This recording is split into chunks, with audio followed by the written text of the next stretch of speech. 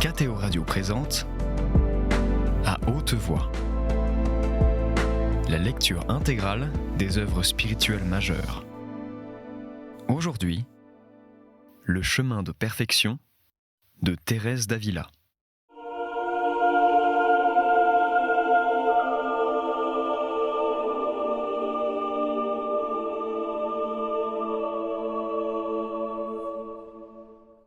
Vous ne sauriez, mes filles, trop louer Dieu de l'avoir abandonné.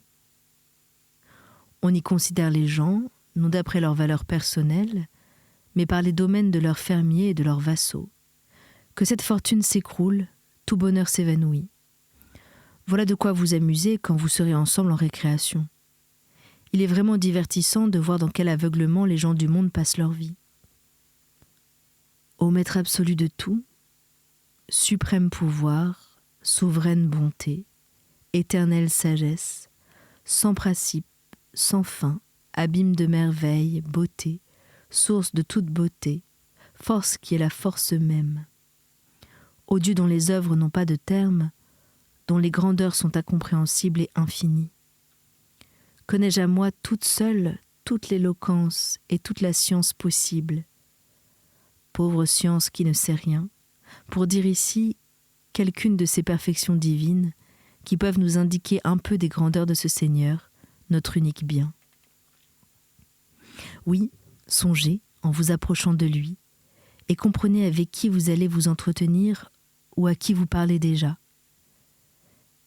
1000 vies comme la nôtre ne suffiraient pas pour que nous arrivions à comprendre le respect que mérite de nous ce Dieu, devant qui les anges tremblent, à la parole duquel tout obéit, qui peut tout, et pour qui vouloir sait faire. Réjouissons-nous ici des grandeurs qui sont celles de notre époux, et comprenons à qui nous sommes unis, et quelle vie doit être la nôtre. Et quoi, mon Dieu, quand on se marie dans le monde, le premier souci est de connaître la personne, ses qualités, sa fortune. Pourquoi nous, qui sommes déjà fiancés au roi de gloire, ne chercherions-nous pas à le bien connaître avant le jour de ces noces éternelles, où il doit nous introduire dans sa maison? Pourquoi, puisqu'on le permet aux fiancés du monde, nous serait-il interdit de chercher quel est cet homme, quel est son père, quel est le pays où il doit nous emmener, quel bien il nous promet, quels sont ses goûts, de quelle manière enfin nous pourrons le contenter, lui faire plaisir et conformer en tout notre humeur à la sienne. Si c'est là tout ce qu'on demande à une fille, pour qu'elle soit heureuse en ménage, quand même son mari serait d'une condition inférieure, convient-il, ô mon divin époux, qu'on fasse moins de cas de vous que des hommes?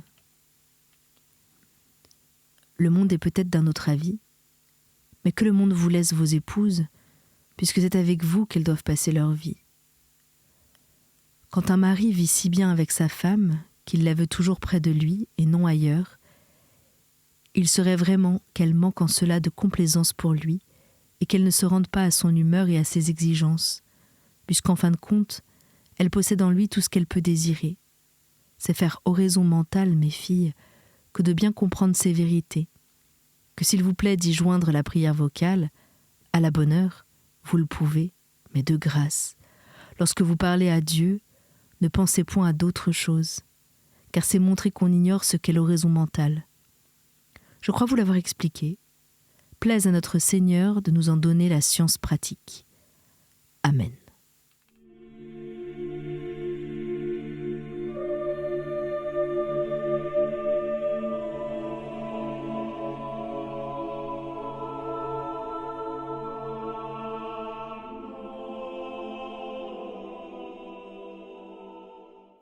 Chapitre 23.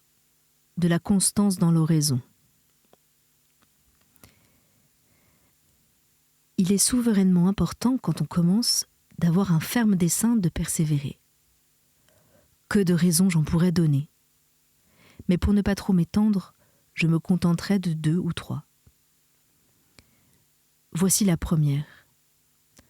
Quand Dieu est si libéral envers nous, et que nous lui apportons, nous, si peu, notre pauvre petite application, quand d'ailleurs nous n'y sommes pas désintéressés, mais que nous en retirons au contraire les plus précieux avantages, il convient que nous ayons une générosité entière et sans retour. N'imitons pas ceux qui prêtent avec l'intention de reprendre, ce n'est pas la donner.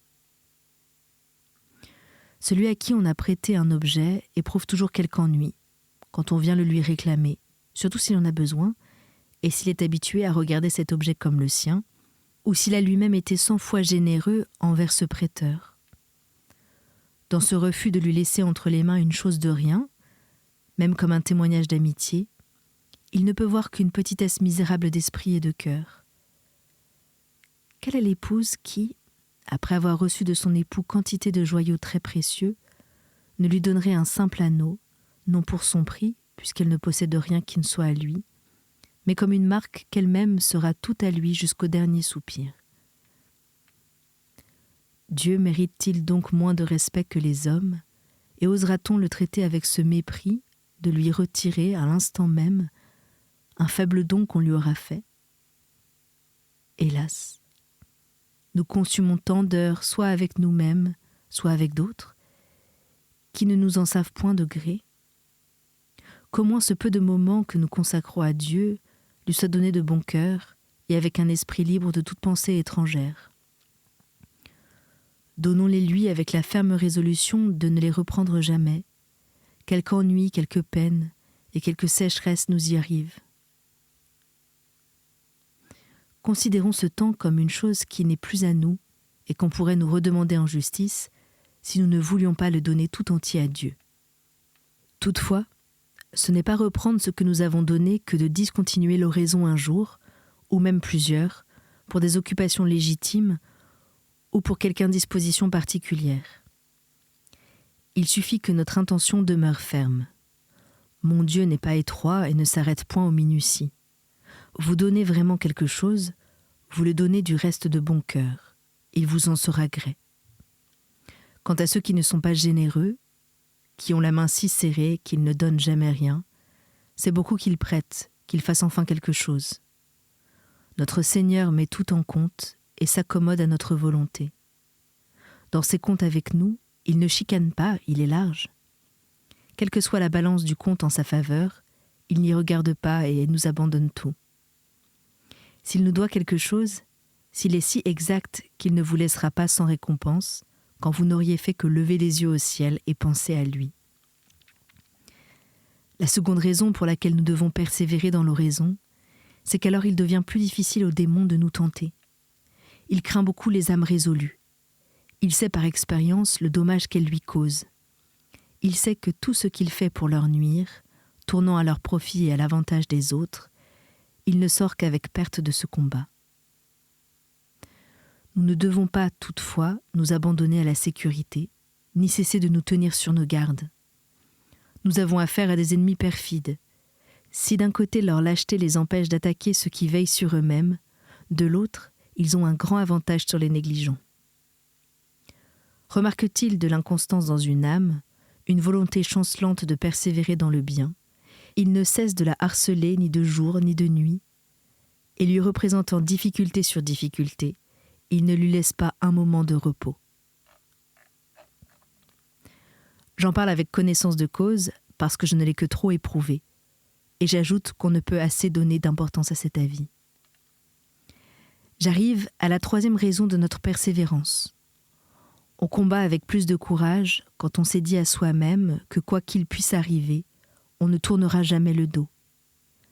Tel un homme qui, dans une bataille, sait que s'il est vaincu, il n'a pas de grâce à espérer, et que s'il échappe à la mort durant le combat, il lui faudra mourir après. Il lutte avec plus de courage. Il veut, comme on dit, vendre chèrement sa vie. Il redoute moins les coups de l'ennemi, parce qu'il a cette pensée présente à l'esprit, qu'il ne vivra que s'il est vainqueur. Prenons aussi, dès le commencement de l'oraison, cette confiance absolue qu'à moins de vouloir nous laisser vaincre, nos efforts seront couronnés de succès et que, pour petite que soit notre part du butin, nous serons toujours très riches. Ne craignez point que notre Seigneur vous laisse mourir de soif, lui qui nous invite à boire de cette eau. Je vous ai déjà dit cela, mais je ne saurais trop vous le rappeler, tant je désire vous prémunir contre le découragement où tombent les âmes à qui la bonté de Dieu ne s'est encore révélée que par la foi, et non par une connaissance expérimentale. C'est un immense avantage que d'avoir éprouvé son amitié et d'avoir senti les délices dont il inonde les âmes dans le chemin de l'oraison, faisant en quelque sorte lui-même tous les frais du voyage. Aussi, je ne m'étonne pas que les personnes qui n'ont point éprouvé ses faveurs veuillent avoir quelque assurance que Dieu payera leur sacrifice. Eh bien, le divin Maître promet, vous le savez, le centuple dès cette vie. Et de plus, il dit « Demandez et vous recevrez ». Que si vous n'ajoutez pas foi à ce qu'il affirme lui-même dans son évangile, c'est en vain que je me romprai la tête à vouloir vous le persuader. Je ne laisse pas néanmoins d'avertir les âmes qui auraient quelques doutes. Il leur en coûtera peu de tenter l'entreprise, car elles acquerront bientôt la certitude que dans ce voyage, nous recevrons plus que nous ne saurions ni demander, ni désirer.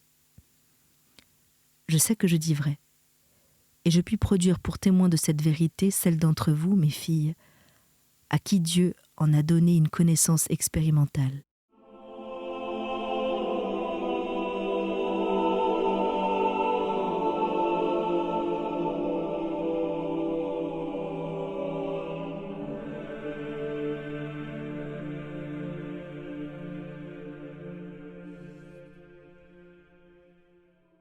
Chapitres 24 à 26, la prière vocale. L'oraison, la prière vocale. Chapitre 24. Des prières vocales et de l'attention qu'il faut y joindre. Revenons maintenant à ces personnes dont j'ai parlé, qui ne peuvent se recueillir ni fixer leur esprit pour la contemplation ou la méditation. Ces deux mots ne reparaîtront pas dans ce chapitre, puisque les choses qu'ils désignent ne vous vont pas. Et en réalité, plusieurs personnes sont ainsi faites que ces noms tout seuls les épouvantent. Dieu pourrait vraiment conduire dans ce monastère quelqu'une de ces personnes, puisque, je le répète, toutes les âmes ne marchent pas par le même chemin. Voici donc quelques avis, ou même quelques instructions. Ma charge de mère et de prieur me permet de vous instruire sur la manière de prier vocalement. Il est juste, en effet, que vous compreniez ce que vous dites. Je ne parlerai pas des prières qui sont longues et très capables de fatiguer, elles aussi, les âmes dont l'esprit ne peut s'appliquer à Dieu. Mais je parlerai des prières qui sont d'obligation pour tous les chrétiens, le Pater et l'Ave Maria. Il faudra qu'on ne puisse pas nous reprocher de parler sans comprendre ce que nous disons. Peut-être prétendra-t-on qu'il suffit du mouvement des lèvres et d'une récitation de routine. Si cela peut suffire ou non, je laisse aux savants de le dire et ne m'en mêle pas. Mais je désire seulement, mes filles, que nous autres, nous ne nous contentions pas de si peu. Quand je récite le credo, je dois, ce me semble, savoir ce que je crois. De même, quand je dis Notre Père, l'amour exige que je sache quel est ce Père et quel est le Maître qui m'enseigne cette formule de prière. Direz-vous que vous le savez et qu'il est inutile de vous le rappeler ? Erreur, mes filles, car il y a maître et maître. Si les maîtres qui nous instruisent en ce monde méritent de nous tant de reconnaissance, quand surtout ce sont des hommes de sainte vie et des directeurs spirituels, à Dieu ne plaise que nous oublions, en récitant cette prière, le Maître divin qui nous l'a enseignée avec tant d'amour et avec un si ardent désir qu'elle nous fut profitable. Nous ne pouvons sans doute, à cause de notre faiblesse, penser à lui continuellement, mais que ce soit au moins le plus possible. La première leçon que notre Seigneur nous donne pour bien prier, c'est, vous le savez, de nous retirer en particulier, ainsi qu'il l'a toujours pratiqué lui-même, non qu'il eût besoin de cette retraite, mais pour notre instruction. L'on ne peut, comme je vous l'ai dit, parler en même temps à Dieu et au monde. C'est pour autant ce que font ceux qui, au temps même où ils récitent des prières, écoutent ce qui se dit près d'eux, ou arrêtent leur esprit à toutes les pensées qui leur viennent, sans retenue d'aucune sorte. À la vérité, ceci n'est point sans exception. Une personne peut être souffrante de l'estomac surtout, ou de la tête, au point que tous ses efforts pour se recueillir soient inutiles. Dieu permet aussi, pour le bien de ceux qui le servent, qu'il y ait des jours de grandes tempêtes, de manière que ni soin ni peine ne peuvent parvenir à les calmer, incapables qu'ils sont, soit de penser à ce qu'ils disent, soit de fixer sur un sujet quelconque le vagabondage et les folies de leur esprit. Le déplaisir qu'ils en ressentiront leur fera connaître qu'il n'y a point de leur faute. Qu'ils s'épargnent donc le tourment, la fatigue de vouloir ramener à la sainte raison leur entendement malade. Ils ne le pourraient pas en ce moment, et ils ne feraient qu'accroître le mal. Qu'ils prient alors comme ils pourront, et même qu'ils ne prient point du tout, donnant ainsi à leur âme infirme un moment de repos. Ce temps doit être employé à d'autres actes de vertu. Telle est, à mon avis, la conduite à tenir pour tous ceux qui sont soumis à cette épreuve, s'ils ont à cœur leur salut et sont pénétrés de cette vérité, qu'on ne peut à la fois parler au monde et à Dieu. Ce qui dépend de nous, c'est de tâcher d'être dans la solitude lorsque nous voulons prier, et plaise à la divine bonté que cela suffise pour nous faire comprendre devant qui nous sommes, et ce qu'il répond aux demandes que nous lui adressons. Car pensez-vous qu'il se taise, encore que nous ne l'entendions pas ? Non, certes, mais il parle à notre cœur toutes les fois que du fond du cœur nous le prions. Persuadez-vous, mes filles, que c'est pour chacune de nous en particulier que notre Seigneur a fait cette prière, qu'il nous l'enseigne lui-même, et qu'un maître, quel qu'il soit, se tient tout près de son élève, et non pas à telle distance qu'ils doivent crier. Restez ainsi par la pensée auprès du divin maître, quand vous récitez le pater, et croyez que c'est un des meilleurs moyens de bien dire cette prière qu'il a daigné nous apprendre. Vous me répondrez que prier ainsi, c'est méditer, et que vous ne pouvez, et par conséquent, ne désirez autre chose que faire des prières vocales. Hélas, il est des esprits si impatients, si amoureux de leur repos, que n'ayant ni l'habitude du recueillement au commencement de la prière, ni aucune volonté de s'imposer la moindre contrainte, ils déclarent ne savoir et ne pouvoir faire autre chose que prier vocalement. Eh bien, je l'avoue, ce que je viens de proposer, c'est l'oraison mentale. Mais je déclare en même temps que je ne comprends pas comment on peut s'en dispenser. Si l'on veut bien faire la prière vocale, si l'on comprend quel est celui à qui elle s'adresse, et si l'on se rappelle qu'il y a obligation de prier avec attention. Plaise à Dieu qu'avec tous ses soins, nous parvenions à bien réciter le pater et à le dire jusqu'au bout sans distraction. Le moyen le plus sûr d'y parvenir, j'en ai maintes fois fait l'épreuve, c'est d'arrêter notre esprit, autant qu'il est en nous, sur celui à qui s'adressent les paroles. Soyez pour cela patiente et tâchez d'acquérir une habitude aussi nécessaire.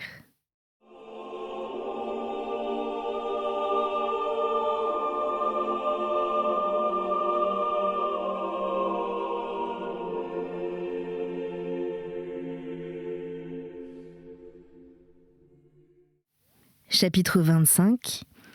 La prière vocale bien faite mène quelquefois à une oraison supérieure.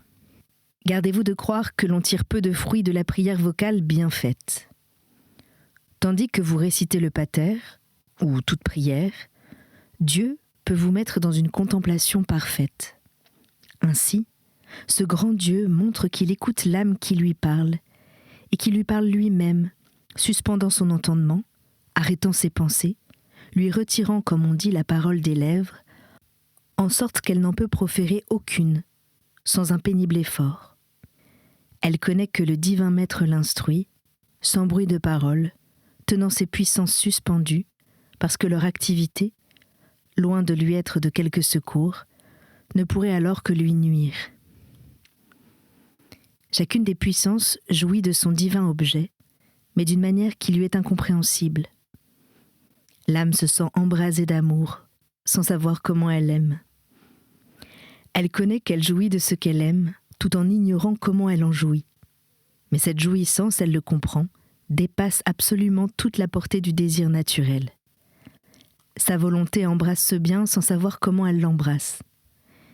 Et selon le peu qu'il lui est donné de comprendre, elle juge que ce bien est d'un tel prix que tous les travaux de la terre réunis ensemble ne sauraient ni le payer ni le mériter.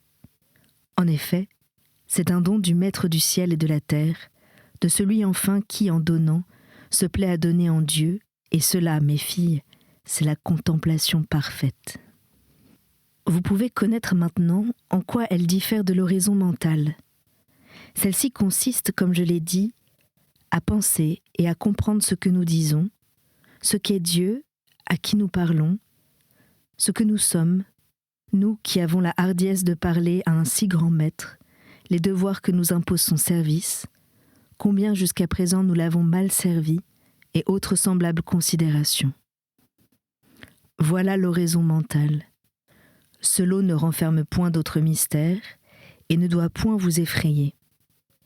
Réciter le Pater et l'Ave Maria, ou quelque autre prière, c'est faire une prière vocale.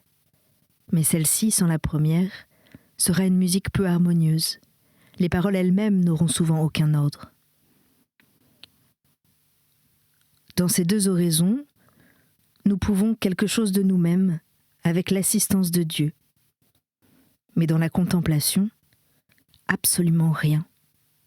C'est Dieu qui fait tout. C'est son ouvrage au-dessus de notre nature. Je n'en dis pas davantage sur la contemplation. J'en ai amplement traité, et le mieux qu'il m'a été possible, dans la relation de ma vie, que l'on m'a commandé d'écrire pour être vu de mes confesseurs. Je ne fais qu'y toucher en passant. Celles d'entre vous qui seront assez heureuses pour être élevées par le divin maître à l'état de contemplation feront bien de lire cet écrit si elles peuvent se le procurer. Elles y trouveront quelques points de doctrine et quelques avis pour lesquels il a plu à notre Seigneur de me donner sa lumière. La lecture vous en sera profitable et vous consolera beaucoup, je l'espère. Du reste, c'est le sentiment de certaines personnes qui ont vu cette relation et qui l'estiment de quelque utilité. Sans cela, j'aurais honte de vous dire de faire cas de ce qui vient de ma plume, et notre Seigneur sait la confusion dont je suis pénétrée en écrivant la plupart de ces choses. Béni soit-il de la bonté avec laquelle il daigne me souffrir. Ainsi, je le répète, que celles parmi vous qui seront élevées à une raison surnaturelle tâchent après ma mort de se procurer ce livre. Les autres se contenteront de faire des efforts pour mettre en pratique ce que je dis dans celui-ci. Après cela, qu'elles s'abandonnent à notre Seigneur, car c'est lui qui élève à la contemplation. Et il ne vous refusera point cette faveur, si au lieu de vous arrêter en chemin, vous marchez jusqu'au terme, sans vous lasser jamais. C'était À haute voix, une émission de KTO Radio. Aujourd'hui, le chemin de perfection de Thérèse d'Avila. Lecture, Anne-Céline Pellarini. Captation et réalisation, Aymeric Plouinec et Thibaut Dagalier. Une émission disponible en podcast sur ktoradio.com et sur l'application KTO Radio.